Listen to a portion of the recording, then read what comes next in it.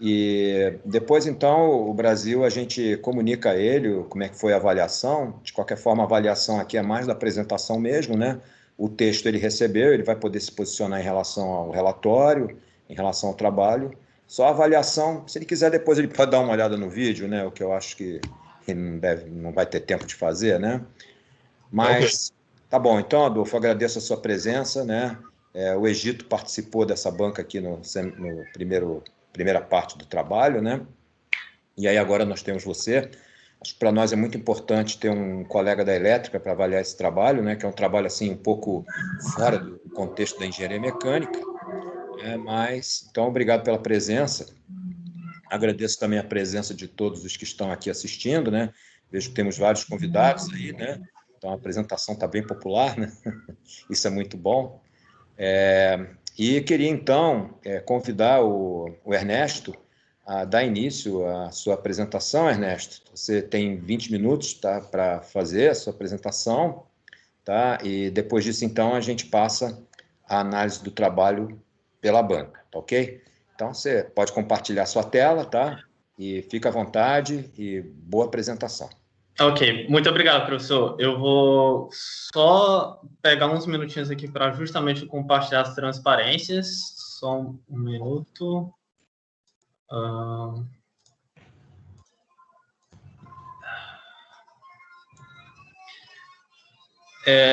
Eu gostaria de saber primeiro se todos conseguem ver a tela inicial da transparência. Se tem algum. Todos Beleza. conseguem ver? Estou vendo, estou vendo.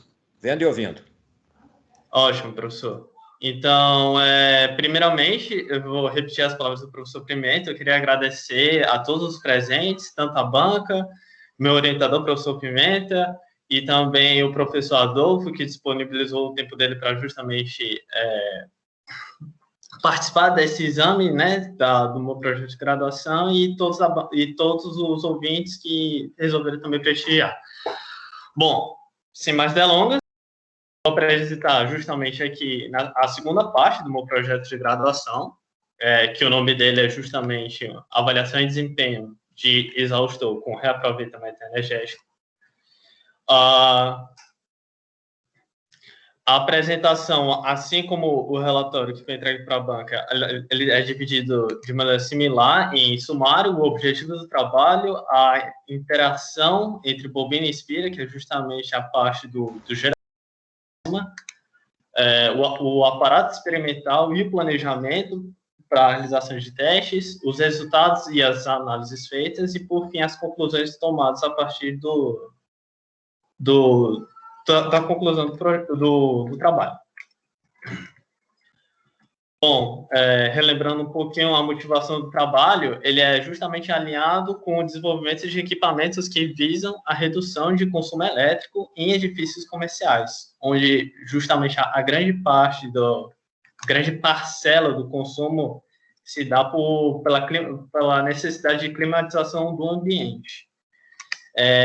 Justamente uma das maneiras de redução do consumo é o emprego de tecnologias verdes, entre aspas, que são tecnologias que justamente prezam pela maior eficiência energética. Uma delas, como citado, é a climatização passiva, que pode ser usado, por exemplo, por meio de equipamentos como os exaustores eólicos, que é o foco principal desse trabalho.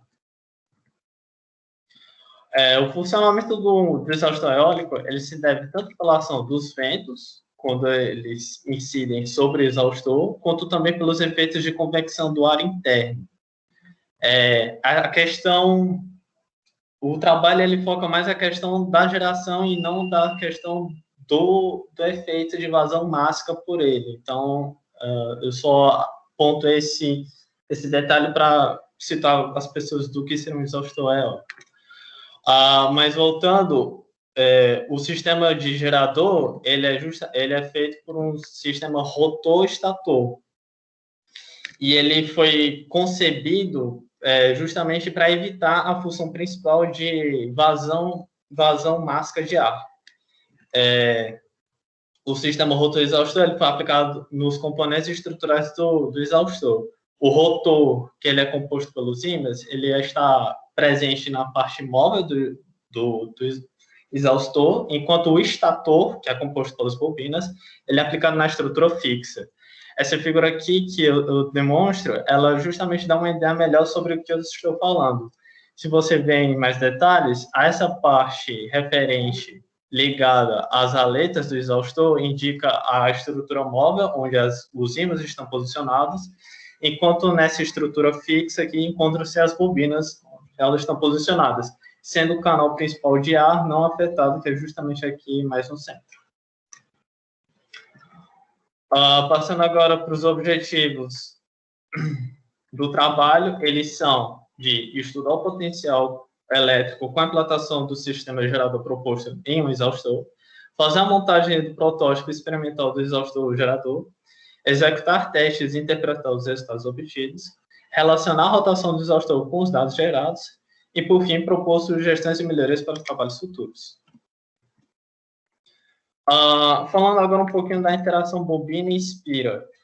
Ela é justamente responsável pela geração de energia no sistema, que pode ser esquematizado simplificamente justamente pelos pares aro fixo e aro móvel, como estão representados nas imagens, sendo o aro móvel novamente ligado às aletas do exaustor e o aro fixo ligado à sua base que não se movimenta.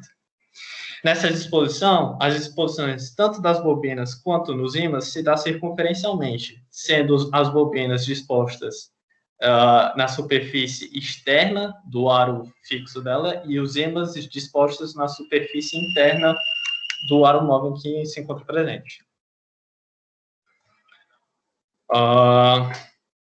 Bom, para a geração de energia se dá justamente pela questão da tensão presente no sistema. Essa tensão se deve justamente pelas forças eletromotrizes geradas da interação bobina-ímã. Sabe-se que a força eletromotriz é gerada pela variação temporal do fluxo magnético nas espiras causadas pelas bobinas. O fluxo magnético ele é relacionado de acordo com a figura do slide, onde o perfil do ímã, que é apresentado pelo círculo, ele superpõe a figura da bobina, que é apresentada pelo quadrado.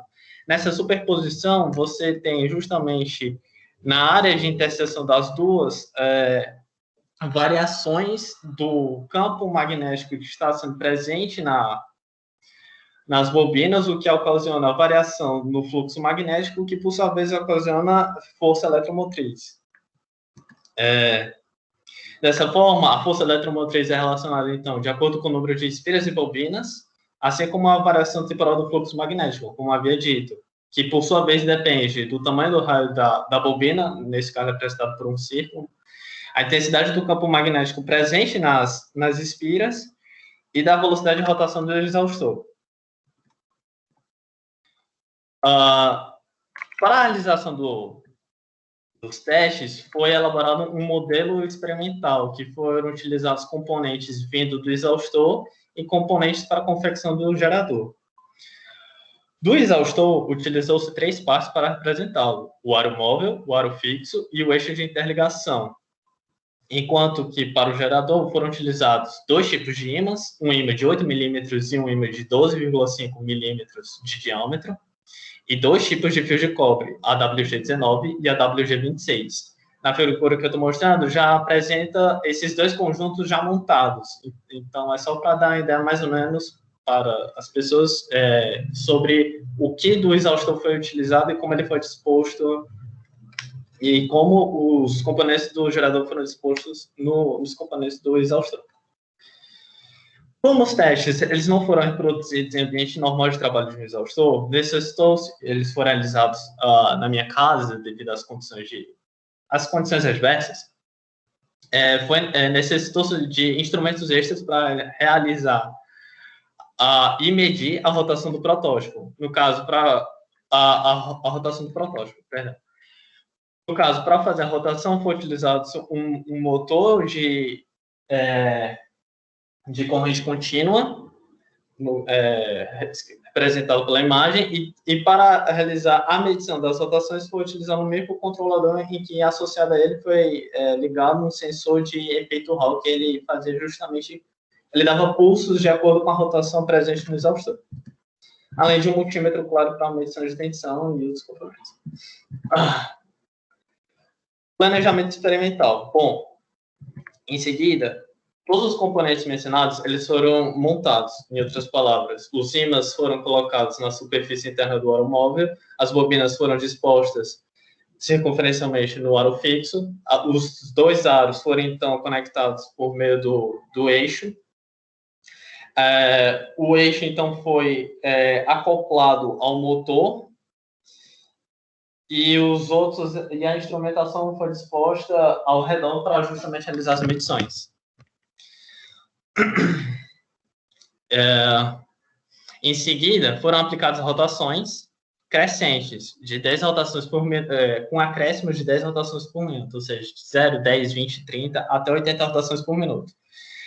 E esse procedimento, ele também mudou-se as configurações dele. Em outras palavras, para as bobinas foi mudado o tipo de fio e o número de espiras presentes em cada bobina, e para os ímãs foi alterado o tipo de ímã e a quantidade dos mesmos dispostos no aro móvel. Em seguida, os resultados foram dispostos nas tabelas. Primeiramente, foram dispostos os resultados sem os núcleos ferromagnéticos. Esses resultados eu não mostro nessa apresentação, mas eles têm valor de tensão medida igual a nulo. Isso significa que, ainda que houvesse tensão presente nas bobinas, o valor dele é tão abaixo da resolução do multímetro utilizado, por isso que considera-se nulo. E os outros resultados foram dispostos nas tabelas de acordo com as configurações, tanto de ímã quanto de fios dos fios de cobre, em outras palavras. Tem a configuração com utilização de ímãs de 8 mm e fios de AWG19, os de 8 mm de diâmetro e AWG26, o de 12,5 mm de diâmetro e AWG19, e o de 12,5 mm e AWG26. Bom, com resultados, pode-se constatar que existe a necessidade da presença dos núcleos ferromagnéticos na confecção das bobinas, pois sem eles, o fluxo magnético presente através das bobinas ele é ínfimo, de maneira que não, assim, praticamente inexiste. Outro fato observado foi que o aumento da velocidade ocasionava a diminuição na tensão gerada. Na teoria proposta para a teoria proposta do conceito, esperava-se que o aumento da velocidade ocasionava o aumento da variação temporal do fluxo magnético, que geraria, esperava-se assim, um aumento na tensão, mas isso ocorreu justamente o contrário. A tensão medida foi justamente menor. Isso se deve principalmente também à questão do fluxo magnético nas bobinas também ser menor, visto que, devido às altas velocidades, as linhas de campo magnético dos ímãs, eles não eram atraídos em direção às bobinas, fazendo que, em consequência, que o fluxo magnético através delas também diminuísse. Outro resultado também foi a intensidade do campo magnético dos ímãs serem mais influentes do que o tamanho deles mesmos, apesar de a variação do tamanho de um ser 12,5 mm e outro ser de 8, os ímãs de 8 mm deu resultados maiores do que os de 12,5. E como todos os resultados esperados, os resultados obtidos foram abaixo do esperado pela teoria. Isso se deve a principalmente dois fatores. O primeiro fator é a questão da referência utilizada. Foi utilizado como referência valores de intensidade de campo fornecidos pelo fabricante dos ímãs a uma distância de 5 milímetros do ímã. Sabe-se que, além disso, outro fator importante foi a geometria presente nos aros móveis e fixos. Como se trata de um produto fabricado em alta escala e sua principal função é justamente exaurir ar, Não há necessidade, então, assim, de tolerâncias e dimensões estreitas e específicas, a ponto de que pode-se adotar certas variações grandes dimensionais, ainda que o objetivo principal seja atendido, que é justamente a gestão do ar. Dessa forma, o exaustor comercial utilizado, ele apresentava bastante ovalizações, principalmente no seu aro móvel, onde o gap, que é justamente a distância entre o aro móvel e o aro fixo, era bastante variada ao longo da sua circunferência. Além, obviamente, de que o gap, a distância do gap, ele ainda ser maior do que os valores fornecidos pelo próprio fornecedor de 5 milímetros. Alguns pontos chegavam a 7 milímetros de gap. Outro ponto importante também a se comentar, a respeito ainda das dificuldades experimentais, é a questão de que, devido justamente a essas disposições e como os ímãs forem posicionados, ao realizar os testes com a disposição máxima de ímãs presentes no aro, ocorria muitas vezes haver choques entre os ímãs e os núcleos ferromagnéticos das bobinas, de maneira que foi necessária a retirada de ímãs em alguns segmentos do aro móvel, justamente para possibilitar a realização dos testes experimentais. E por isso que os resultados, então, foram tão abaixo do que poderia potencialmente ser e também abaixo do que, comparando os mesmos quantidade de ímãs e de bobinas utilizadas. Bom, com o trabalho, descreveu-se, então, o conceito do gerador exaustor, principalmente das posições do rotor e estator, a fim de que não se interrompa a função principal do exaustor, e o potencial que pode ser obtido quando aplicado o conceito, e, obviamente, as desvantagens existentes quando tentou-se empregar o conceito ao modelo de exaustor já comercial. Dessa forma, a viabilidade do conceito é justamente atrelada ao emprego de uma estrutura própria, tendo que o exaustor possui dimensões personalizadas e tolerâncias geométricas bastante rígidas, a fim de que um novo modelo de exaustor gerador seja possível de ser comercializado, por exemplo.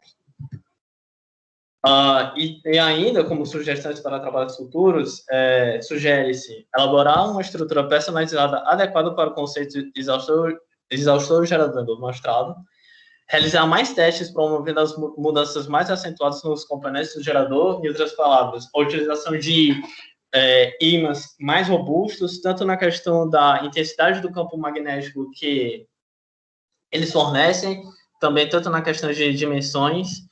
Na questão das bobinas, as questões dimensionais, elas também são um fator bastante importante, assim como a quantidade de espiras presentes, pois é um dos fatores também importantes na geração de tensão. E, por fim, após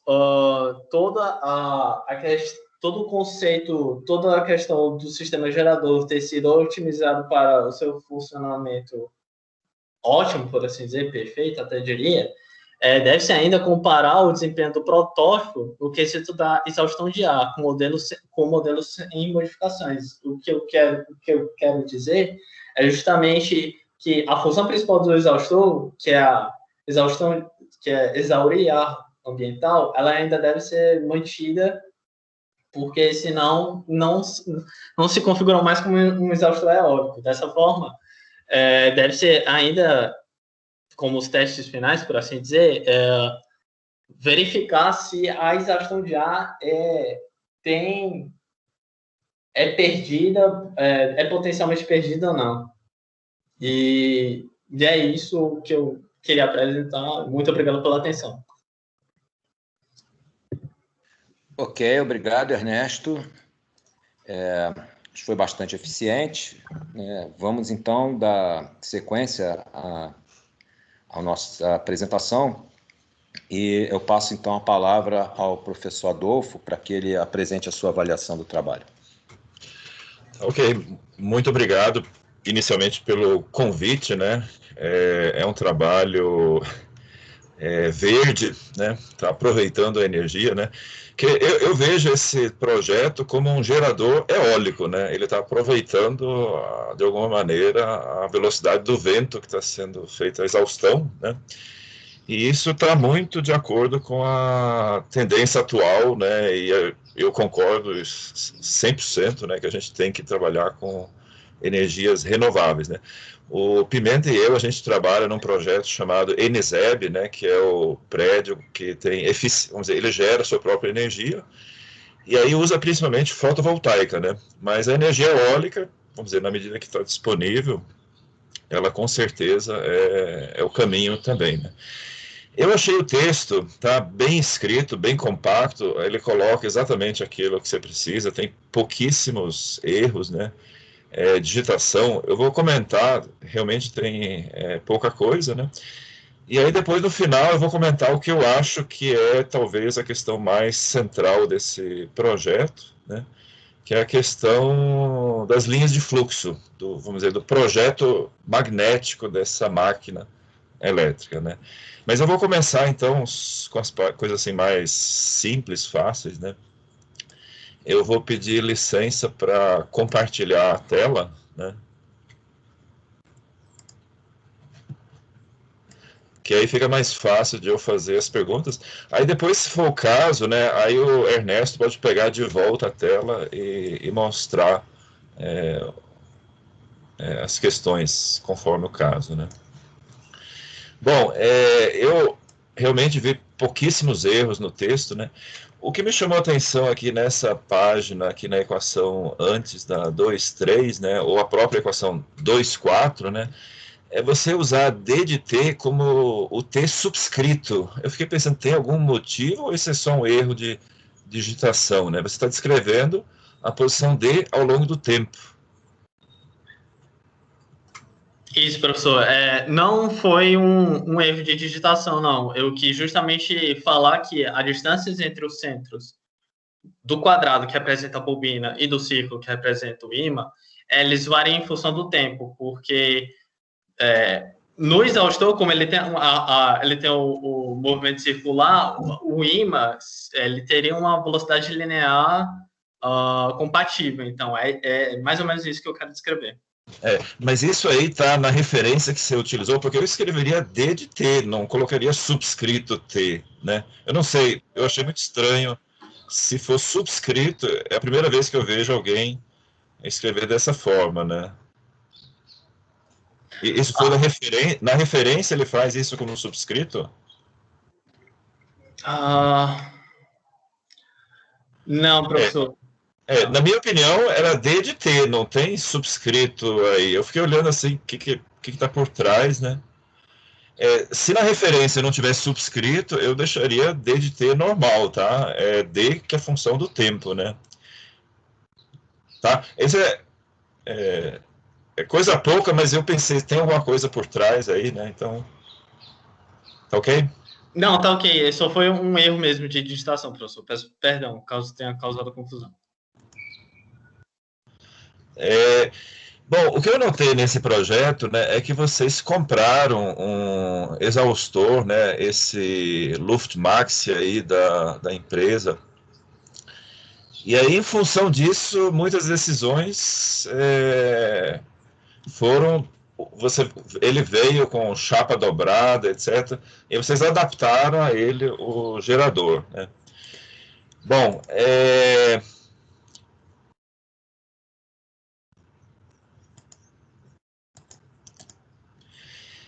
aqui é mais uma curiosidade do que propriamente vamos dizer, é uma decisão de projeto, né? É porque a gente faz muito PWM lá na mecatrônica, né? E na mecatrônica a gente usa o Arduino ligado a um relé. O próprio Arduino, ele tem pinos de PWM, né? aí você não precisa ter esse módulo adicional. Eu não sei se ele faz alguma coisa a mais, né?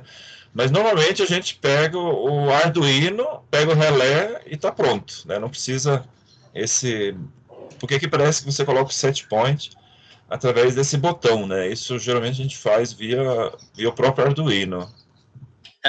Só levantando essa questão, professor, sim, inicialmente eu estava tentando sim fazer o controle da rotação do motor pelo Arduino, mas a questão que eu encontrei é que para esse motor a alimentação dele era muito superior ao que ao Arduino podia que o Arduino podia oferecer. Aí tem a questão, obviamente, de uma ponte H e etc.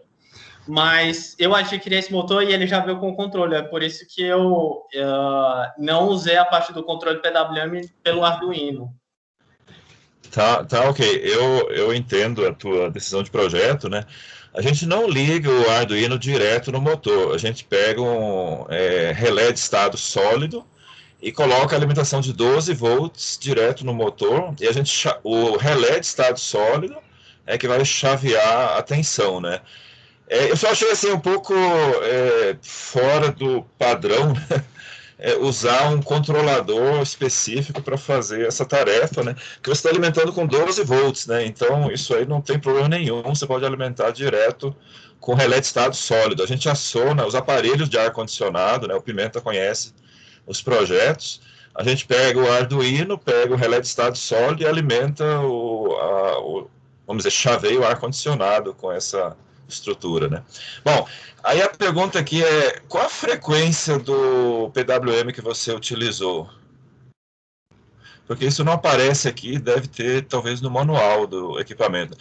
Porque a ideia do PWM é que ele seja rápido o suficiente para que o sistema funcione como um passa-baixas, que ele só enxerga o valor médio dessa tensão, né? Aí essa frequência é importante que tenha no projeto. Você sabe qual é o valor? Professor Adolfo, eu tenho que admitir que eu não tenho um valor agora comigo, eu teria que ver justamente as informações do equipamento. Tá, não, tranquilo, sem problema. Porque a ideia, né, é que a frequência seja tão alta, né, que vamos dizer, a característica passa-baixa do motor é que faça, então, essa conversão digital para analógica, né? Mas é só curiosidade para saber qual o valor, né? O próprio PWM, o próprio Arduino, ele gera esse sinal de PWM, né? É uma situação... eu também queria, assim, deixar bem claro, tá? Que eu sou engenheiro eletricista, tá? Eu sei que você é engenheiro mecânico, tá? Então, muitas coisas que para mim são óbvias, eu sei que você teve que estudar por fora, né? Então, não leve a mal de eu falar assim, essas coisas dessa forma, tá? Eu acho que esse também é o papel de se chamar um professor de outro departamento para participar da banca, né?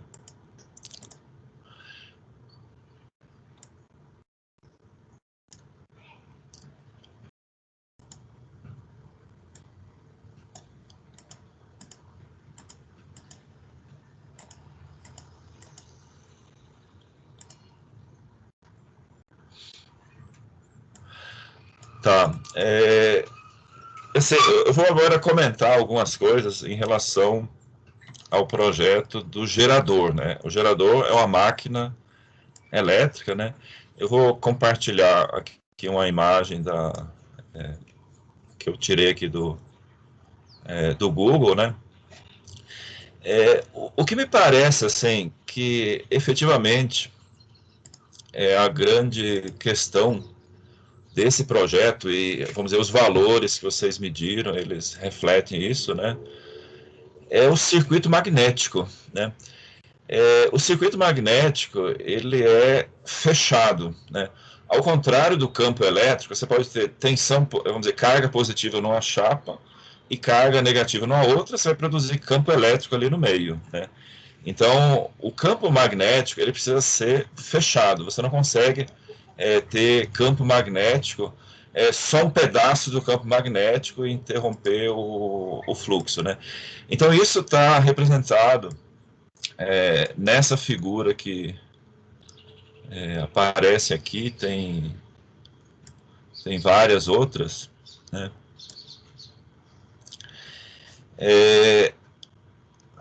Quer dizer, as linhas de fluxo, né? Deixa eu ver se eu consigo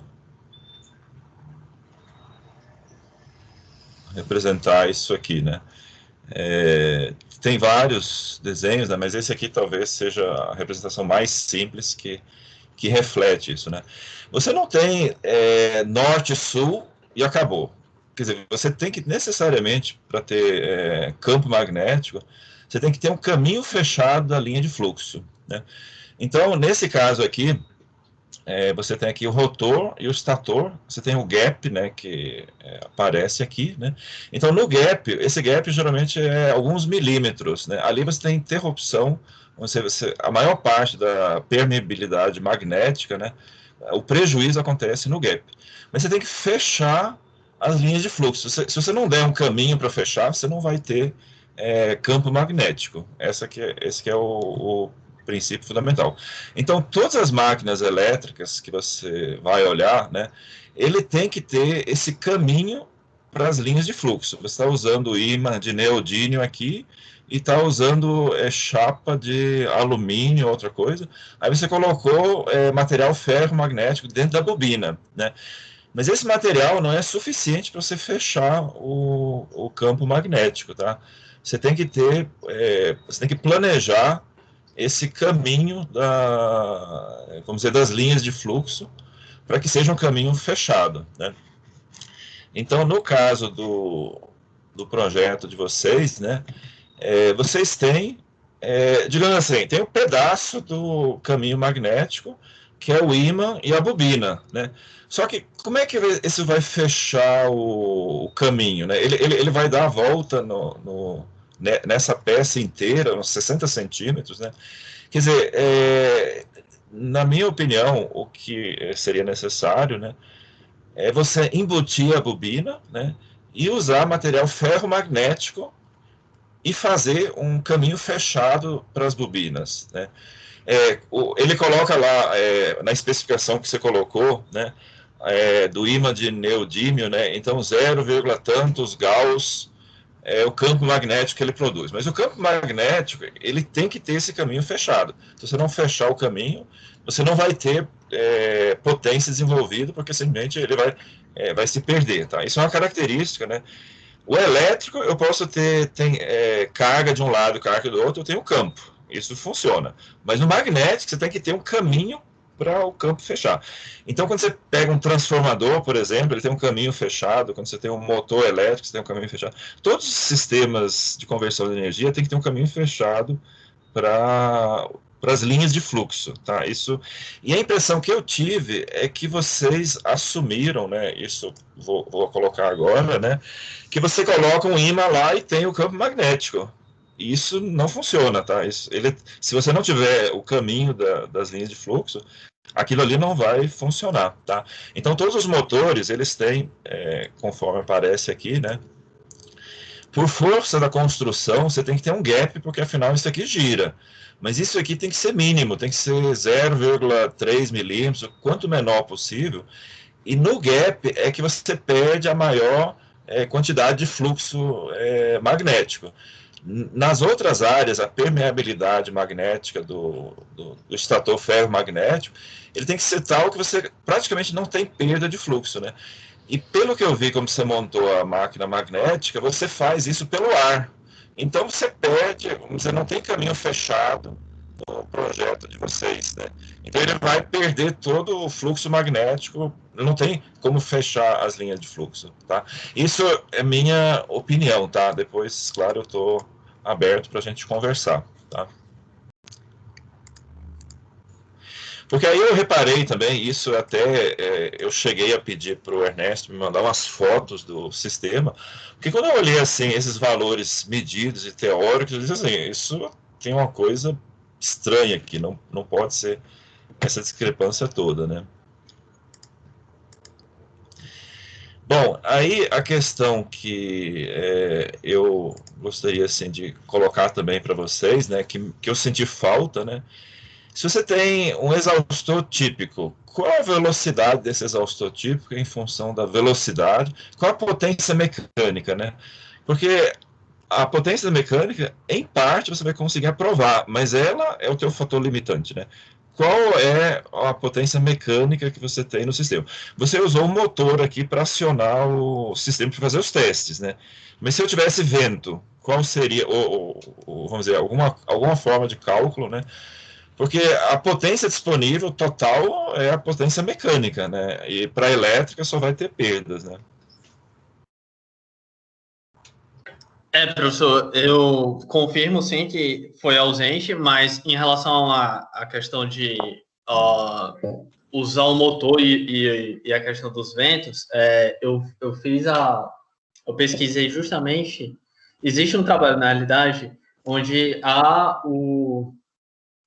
a comparação entre a velocidade do ar presente no exaustor e a rotação adquirida por ele. A rotação de 80 RPM, que foi principalmente a última rotação aplicada, ela estabelece justamente o funcionamento padrão de um exaustor aqui de Brasília, por exemplo. Então, assim, apesar de que foi utilizado o motor para fazer a simulação, a rotação ainda é imposta por ele, no motor, supre, por assim dizer, a ação do vento, mas claro que também falta a potência mecânica presente. Certo, mas você tem ideia de quantos watts mecanicamente você está... Eu nem sei como é que calcula isso, né? Porque você teria que pegar o volume de ar que passa com a superfície das pás, né? O Pimenta talvez pudesse ajudar aí um pouco, né? Mas eu diria assim, é um valor assim muito importante você saber quanto de energia você tem disponível para converter, né? Então, esse valor me parece que seria interessante colocar no projeto, né? Tá? Bom, deixa eu continuar aqui, né? Ó, isso que aparece nesses motores aqui é o que o pessoal chama de as bobinas estão embutidas, né? Justamente para você não perder esse espaço valioso para o rotor girar, né? Aí as bobinas, você tem aqui o entreferro pequeno que aparece aqui, e você faz essa cava, e as bobinas ficam todas embutidas ali, e você consegue uma grande quantidade de voltas com pouco espaço e tendo o gap ainda relativamente pequeno, né? Então eu imaginei, assim, como sugestão, que vocês poderiam pensar, né? Isso na realidade é outra máquina, né? Não é essa que vocês estão fazendo aqui, né? Mas assim, de projetar um circuito magnético para o gerador de vocês, né? Eu tenho mais só poucas coisas aqui na conclusão, né?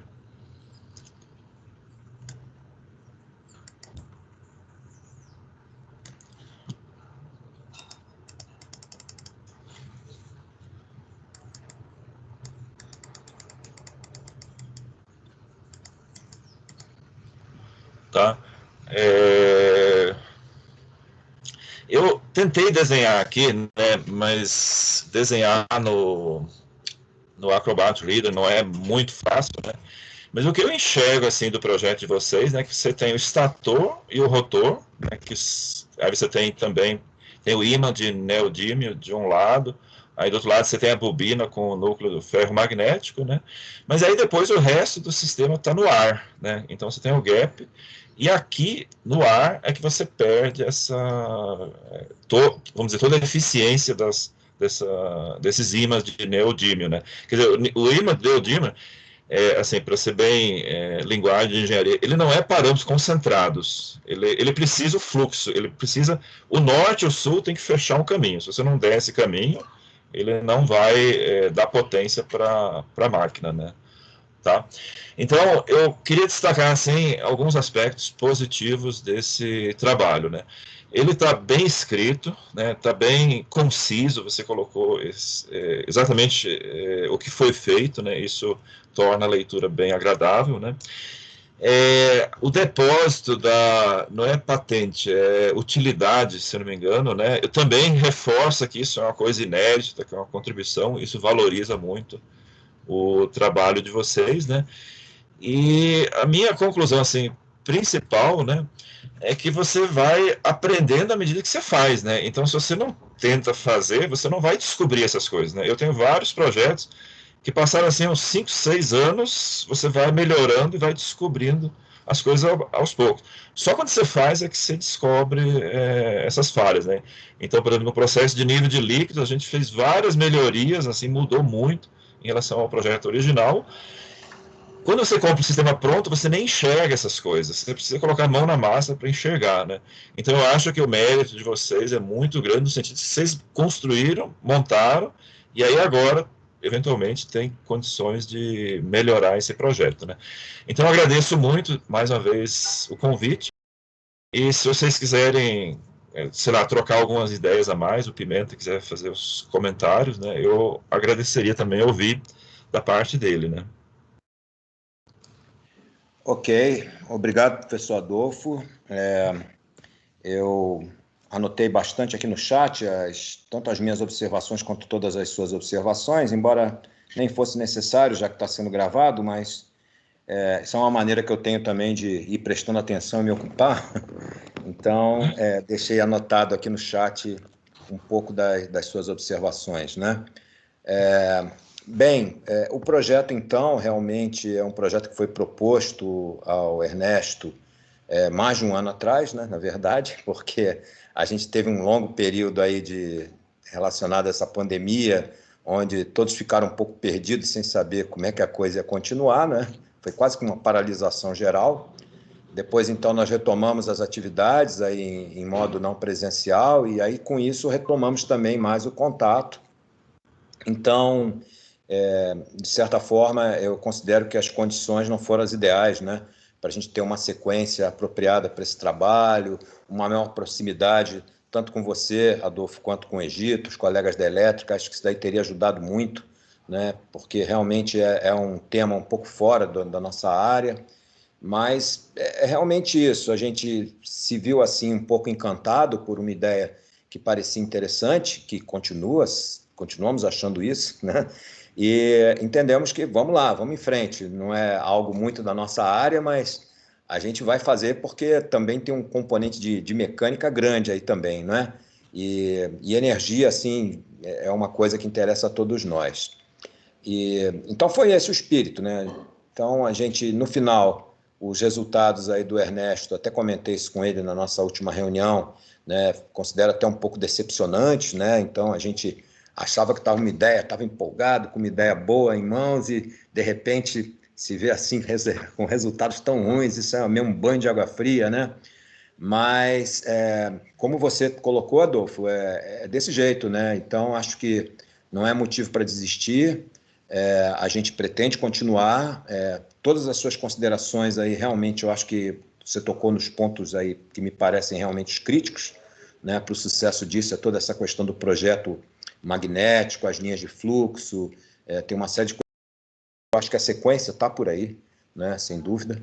Né, além do aspecto mecânico, do gap, né, que simplesmente é impossível, né, isso é uma coisa que a gente descobriu fazendo, né, manter um gap apropriado com um exaustor desses comerciais, onde realmente não há nenhuma tolerância, nem de forma, nem dimensional. Né? Então, não há nenhuma circularidade adequada. Então, isso é uma coisa que realmente era até de se esperar, mas, enfim, a gente foi um pouco surpreendido por isso, né, de ver que a coisa era mais feia até do que a gente imaginava, né? Porque realmente o acabamento, o cuidado que existe nisso aí é mínimo. Né? Para o propósito que ele se serve, não tem problema, mas para o propósito que a gente almeja com esse projeto, realmente a adaptação eu considero que ela é inviável. Né? A gente precisaria ter, tipo, se algum industrial que fabrica exaustores resolvesse lançar esse produto, eu diria que praticamente ele teria que ter uma linha à parte, ao lado, separada, né, para garantir a execução das peças com a tolerância tanto de forma quanto dimensional necessária. Né? Senão, a questão do gap ela não pode ser garantida e me parece que isso daí é uma questão crítica também, né, para o funcionamento. Né? Então, isso é uma conclusão que a gente chegou. Né? Acho que assim, foi um pouco uma ideia que não deu certo, essa adaptação, tentar fazer esse trabalho com base em um gerador comercial, né, em um exaustor. Então, na sequência, a minha intenção seria de confeccionar, né, uma circunferência bem rígida em termos de tolerâncias, de forma e dimensionais, né, para que a gente possa ter a garantia desse gap e continuar desenvolvendo o trabalho. Né? Agora, o depósito foi feito, né, como modelo de utilidade, né, e não sei se você sabe, né, Adolfo, o nosso colega da faculdade, colega seu de departamento que veio a falecer, o Marco Aurélio, né, ele, anos atrás, ele orientou um trabalho similar a esse. Né? Inclusive, pois é, eu antes de começar a orientação do Ernesto, a gente está sempre fuçando e procurando coisas, eu uma vez esbarrei, meio que por acaso, com esse trabalho dele. E aí, Ernesto, inclusive é uma coisa que se você não citou esse trabalho, era bom citar, porque é um trabalho que também tinha o mesmo objetivo, né, de aproveitar o exaustor eólico que está lá girando, sob a ação do evento, né, e produzir energia. Mas o Marco Aurélio, ele fez uma coisa, digamos, mais rústica, né, que foi fazer uma transmissão por correia, né, e acoplar com um gerador, certo? Então, ele não teve essa dificuldade, ele resolveu a coisa de uma forma simples, rústica, que seria fácil de implementar. A gente, então, tinha conhecimento desse trabalho dele, mas achou que, até também inspirados por outros trabalhos que nós encontramos, se você procurar, você vai ver que tem muita gente fazendo gambiarra desse tipo, assim, né, usando roda de bicicleta e gerando, assim, ao que parece, né, nos vídeos, resultados interessantes com uma configuração que é parecida com o que a gente resolveu adotar. Até mesmo aqui acho que foi no Instituto Federal, né, Ernesto, que tinha um trabalho, o Instituto Federal de Brasília, que os alunos do curso técnico fizeram também um exaustor parecido com o nosso, mas com uma forma construtiva que obstruía muito, né, a passagem do ar. Ele praticamente ocupava todo aquele espaço de saída do ar. Aí, quer dizer, esse tipo de solução também não serve.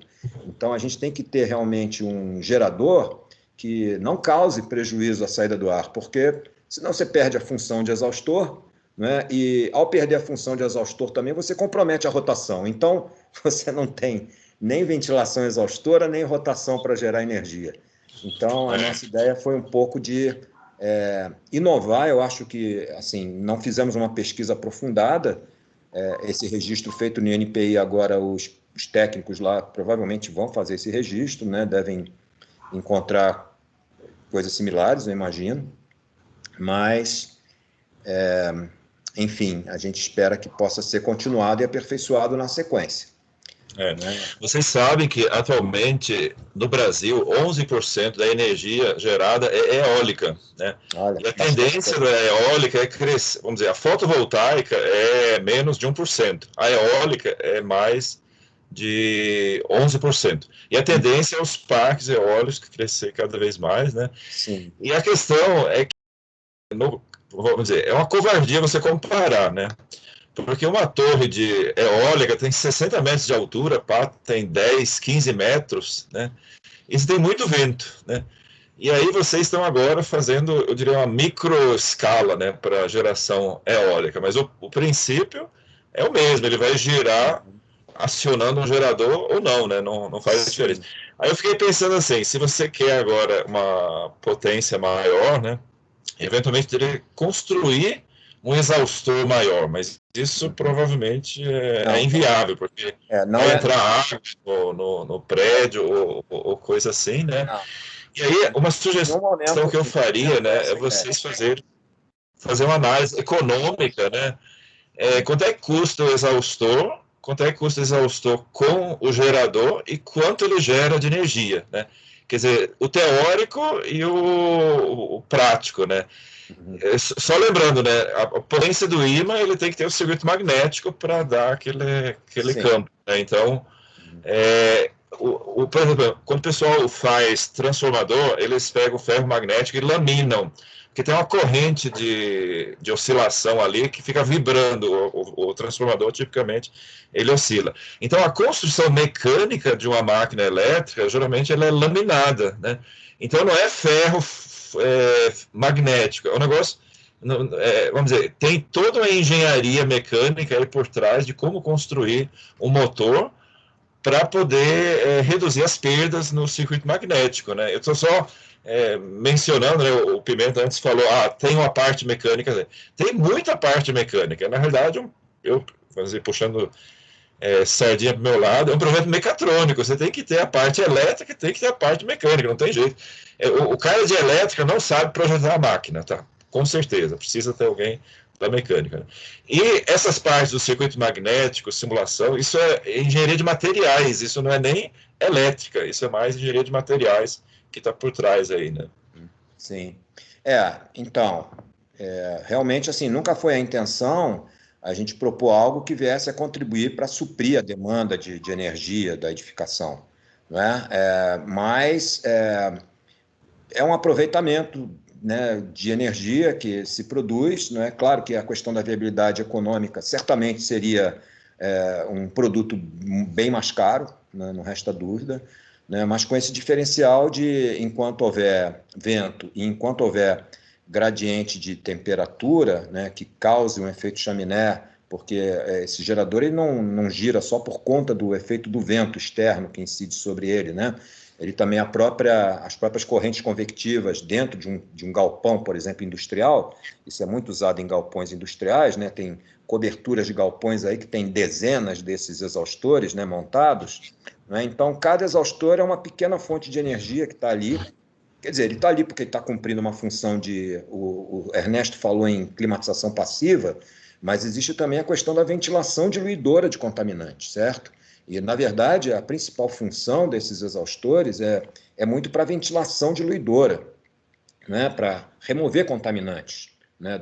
De ambientes industriais. Nem é tanto a questão da climatização passiva, muito embora exista efeito, né? Então, imagino assim que cada um desses exaustores talvez pudesse iluminar uma pequena lâmpada de LED, né? E suprir uma parte da iluminação, né? Toda a energia que está sendo gerada poderia estar sendo armazenada em baterias, eu não sei.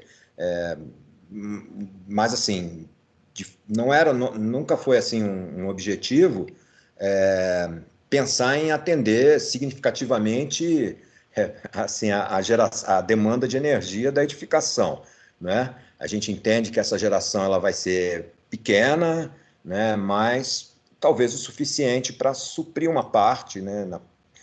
De baixo consumo, como iluminação usando lâmpadas LED ou alguma coisa do tipo, né? Com relação à viabilidade econômica, não fizemos essa análise, né? Acho que ela é importante, com certeza vai ser uma solução bem mais cara, né? E a justificativa dela se a energia gerada. Então, a questão que eu consigo, né? Eu vou pagar mais caro e em quanto tempo eu retorno meu investimento pela energia que eu gero? Né? Essa é a questão que se coloca quando a gente fala na viabilidade econômica. Essa é uma análise que a gente não fez, mas eu acho que até dá para fazer. Uma vez que existe um modelo teórico que é capaz de prever a geração de energia, então, sob a ação da velocidade dos ventos, que a gente tem arquivos climáticos que nos dão essa variação hora a hora, nós podemos fazer uma previsão da capacidade de geração dentro de um ano e fazer um estudo econômico. Não fizemos, mas eu acho que isso seria um passo, talvez possa incluir nas propostas, né? Professor Pimenta, eu só queria fazer um adendo. Na realidade, a gente, pelo menos, tentou esboçar justamente o potencial de que de geração justamente no ano climático padrão. No projeto de graduação, o professor Adolfo não estava presente, então acho que por isso que ocorre essa divergência, mas a gente pelo menos tentou esboçar, né, e nem que seja a questão no esboço que fizemos, por exemplo, a questão da viabilidade, consideramos apenas a questão do custo dos materiais, por exemplo. E, assim, no próprio estudo, percebe-se que é uma questão de menos de 10 anos, eu não lembro agora, professor, sendo sincero, mas, assim, já tinha uma coisa mais ou menos definida. Eu não lembrava. Tá bom. Então, acho que é basicamente isso, né? Então, bom, o Brasil não veio, né? Então a gente agora, se quer acrescentar mais alguma coisa, Adolfo? Não, da minha parte, conforme eu mencionei, né, eu achei muito interessante a proposta de aproveitar, né? Isso tem aquele sistema de a turbina hidrocinética que Sim. o Brasil trabalha, né? Quer dizer, na realidade, tudo que você consegue aproveitar é lucro. Eu pensei assim, no caso de um galpão, se você conseguir fazer a iluminação de emergência ou iluminação, já é um lucro muito grande. Faltou energia, continua gerando Exato. iluminação, né? Então, é uma aplicação relevante como energia que não depende da concessionária, né? Sim, sim, sim. Perfeito. Eu não tinha pensado na iluminação de emergência, porque ela é interessante que ela se baseia em baterias, né? Então, Pois é, é, é justamente. interessante. Já estão lá as baterias, né? Legal. É boa ideia. Bom, Adolfo, agora então a gente poderia, eu e você, discutir com relação à menção. Aí a gente tem feito isso aqui, indo para uma sala à parte, eu abro uma sala rapidinho, aí eu me reúno contigo e de forma reservada a gente discute com relação à menção, tá? A gente tem feito assim. Tá ok. E aí depois a gente retorna aqui, porque tem bastante gente na Eu sala. tenho feito diferente, né? Eu peço para todos os alunos saírem e depois Sim, eu chamo eles de volta. Mas entendi. como o Ernesto é muito popular, é muita gente para sair da sala. Tem muita gente. É melhor a gente deixar eles aí, eles podem Tá ficar à ok. vontade conversando enquanto a gente conversa lá na outra sala. Então, eu vou rapidamente abrir uma sala aqui e aí eu te chamo, tá? Para a gente Ok, falar sobre o trabalho, então. Só um minutinho. ok. Eu vou sair dessa então. Não, pode ficar, não precisa sair. Depois você retorna, tá? Eu não vou sair, entendeu? Não precisa sair, não.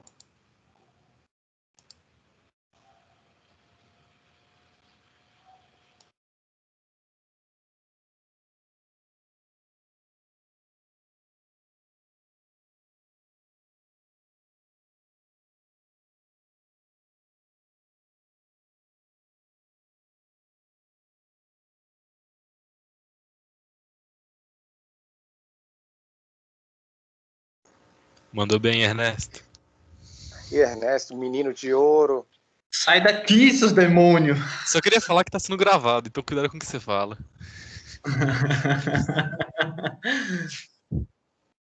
Obrigado, galera. Mandou S2. bem, velho. Só pra saber, Parabéns, Ernesto. Muito legal. esse cara não tava na sua banca no PG1, não? Não, ele não pôde ir. Aí um professor foi no lugar dele, professor Egito. Ok. E o Brasil tava na banca do PG1? Tava, mas eu não sei porque ele não apareceu nisso. Deve ser algum problema aí de calendário aí, pessoal da. Pois é.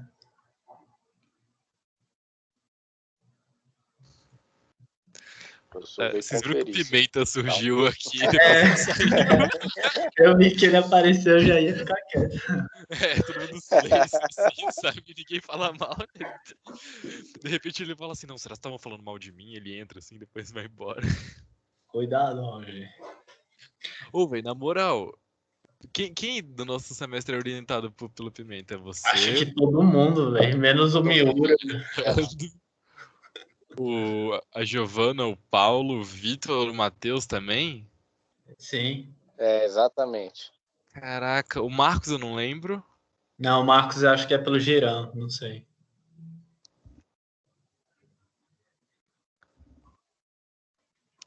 Pois é, galerinha. Mandou bem, Ernesto, mandou bem. Mais um desempregado. Eu tô com calor, velho, na real, e fome. Você tá onde? Você tá aqui em Brasília? Eu tô em Brasília, sim, mas daqui a uma semana eu tô indo pra minha terra. Que isso? Ih, rapaz. Ver a família, né, cara? Tá certo.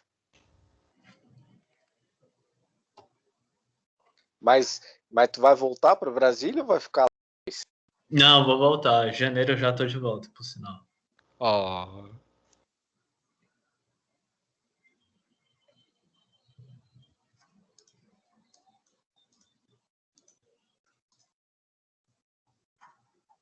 Então, se tu quiser aí interessado, já vai procurando as vagas do Uber lá, tá ligado? Já baixei o Uber pra motorista. Não descarta, né? Não descarta.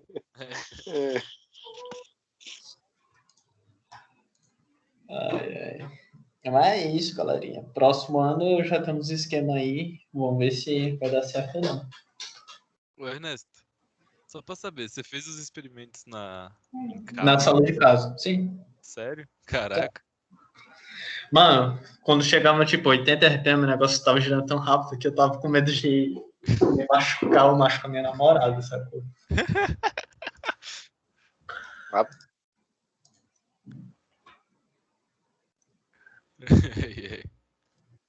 Porque, tipo, corta, velho, essa chapa. Você acha que não corta, não, mas ela corta, velho. Eu já. Isso é louco.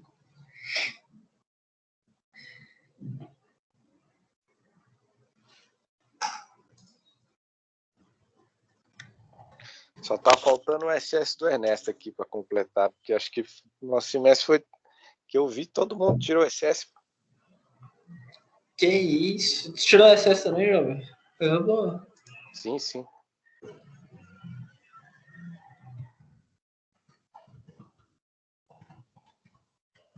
Cara, nem parece que se passaram 6 anos já da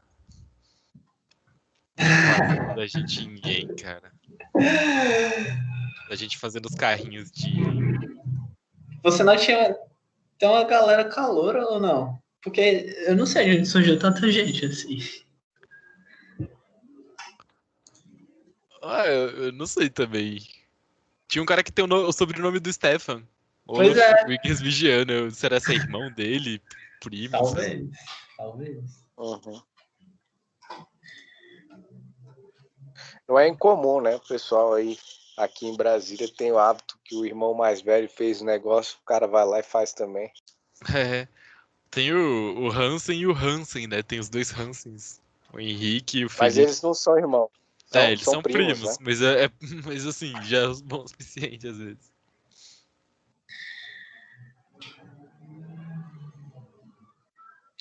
Como é que tá o teu mestrado, Roger?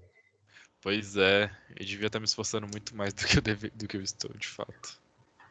Mas tá fluindo? Não. Vai dar Pandemia. bom.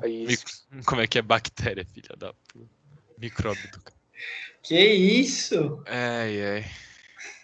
Tá sendo gravado, tá ligado, né? É de leve.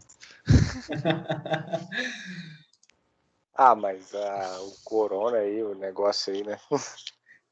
Tava falando, aliás, bactérias, do que você tava falando?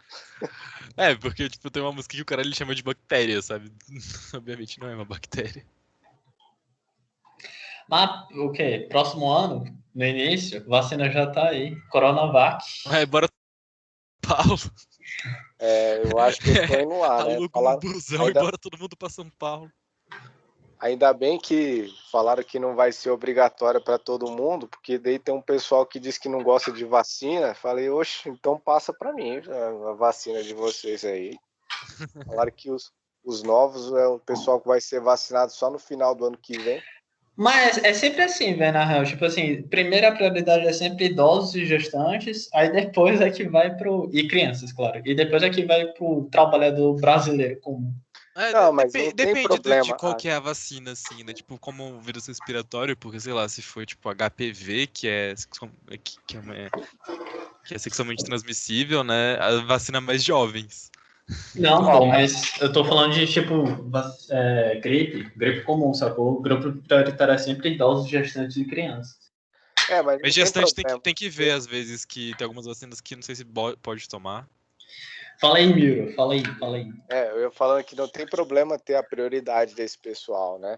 Só que parece que pro resto o pessoal fica aí, não compra vacina da China, não sei o que, fica com uns probleminhas aí chatos. Enquanto isso a gente assiste todo mundo com vacina no braço no resto do mundo. Você viu que o segundo cara vacinado foi William Shakespeare? A penicilina, a primeira vacina foi a penicilina, não foi? Não, eu tô falando sério. O segundo cara que foi vacinado pro coronavírus, ele se chama William Shakespeare. Ah, tá. Pensei que você falou da primeira vacina criada da história da Não, humanidade. penicilina não é vacina, penicilina é antibiótico. Sim, pô. Que o cara descobriu por acidente quando saiu de férias e não tampou uma plaquinha de Petri. E aí um fungo Matou os bactérias. mofou uma cultura de bactérias que ele tinha e aí matou algumas regiões, assim, aí o bicho descobriu a penicilina. E aí, de novo, aí uma das vacinas aí descobriu que se eles dessem meia dose, por erro, em vez de dar uma dose completa e depois dar uma dose completa, era melhor do que dar duas doses, assim, né? Sim, eu vi. Isso é da. De Oxford, né? Essa mesmo, essa mesmo. Lá Da do AstraZeneca. Alex. Ó, o professor voltou. Opa, voltamos aí. O professor Adolfo também voltou, né? Deixa eu ver, tá aí já. Voltou Ótimo. sim, professor. Então, Ernesto, bom, me reuni com o professor Adolfo, discutimos bastante aí sobre o seu trabalho, né? E, bom, o professor Brasil, depois nós vamos levar ele a essa avaliação, né? Ele vai também se posicionar, mas, assim, de nossa parte aqui, a gente defende para você, como menção final do seu projeto de graduação, um SS, tá bom? Então, Parabéns. Professor Adolfo, professor Pimenta, agradeço demais pela contribuição de vocês, por participarem desse projeto. Eu espero realmente que ele continue se levando à frente, porque eu acredito sim no. Muito obrigado mesmo. valeu. Sucesso aí como engenheiro, tá? Obrigado. Muito obrigado, professor. Foi um prazer e se alguém quiser se manifestar, fique à vontade, né? Eu acho que você merece, porque você realmente enfrentou uma situação de desenvolvimento de trabalho difícil, algumas coisas que não eram tão óbvias para você, né? Que te colocaram assim em desafio. Eram coisas simples às vezes, mas que foram difíceis de resolver, né? Você soube atacar, então acho que é muito por conta disso. Seu trabalho está muito bem escrito, segundo o professor Adolfo pôde avaliar, né? Então, isso é importante. Tá? Então, se alguém quiser se manifestar, pode ficar à vontade, né? Acho que o pessoal, pelo menos, está comentando aqui no chat, mas eu agradeço muito mesmo. Tá ótimo. Bom, é isso, né? Acho que podemos então encerrar nosso encontro aqui, tá? Mais uma vez eu agradeço ao professor Adolfo, é sempre ótimo poder ter essa parceria, né? Bancas mistas, assim, são sempre uma coisa muito boa, né? São trabalhos que envolvem outras áreas e acho que isso é muito legal, poder fazer isso, né? Tá dentro do conceito de universidade, né? Que a gente tem, né? Então isso é muito legal. Tá bom. Ok, uma boa noite para vocês, então. Bom, boa noite, Adolfo. Um abraço. Tchau, Falou, tchau, Ernesto. professores. Depois a gente conversa mais, então. Tá certo, vou deixar, professor. Muito obrigado. Tchau, Agradeço a tchau. presença de todos aí. Tchau, tchau. Até mais. Falei, Ernesto. Falei para você, cara. Bom, Parabéns, até mais. Ernesto!